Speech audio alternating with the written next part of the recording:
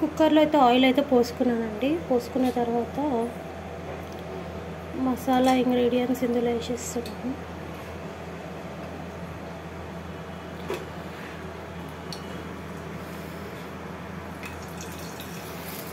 ఆ నూనెలో ఫ్రై అయితే నూనె కాగిన తర్వాత వేసుకోవడం చాలా మంచి టేస్ట్ ఇస్తుందండి. ఇదంతా రోస్ట్ అయిన తర్వాత అంతా అవుతున్నప్పుడు కొంచెం రోస్ట్ అయిందని తెలిసిన తర్వాత ఇందులో కొంచెం జింజర్ గార్లిక్ పేస్ట్,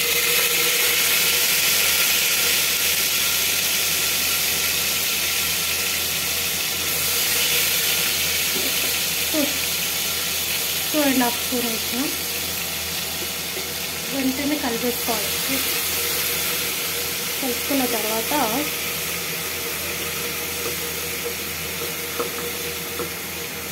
ఇందులో కొంచెం సాల్ట్ యాడ్ చేసుకోవాలండి.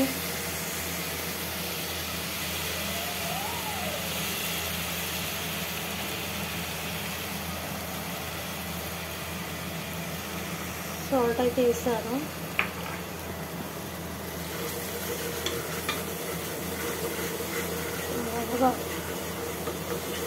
ఇది జింజర్ గార్లిక్ పేస్ట్ ఎంత వేగితే అంత టేస్ట్ వస్తుంది. అండ్ ఇది బగారా ఆకు, it will give more flavour for bagara rice. ఇది కలుపుకున్న తర్వాత ఇది వేగుతున్నప్పుడు కొన్ని ఇదేమంటారు పుదీనా వేసేసి కలిపేసుకోవాలి.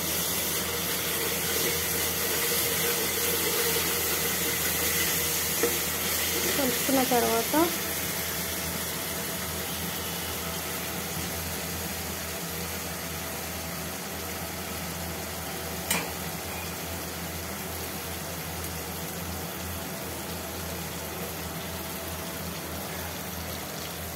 వేగిన తర్వాత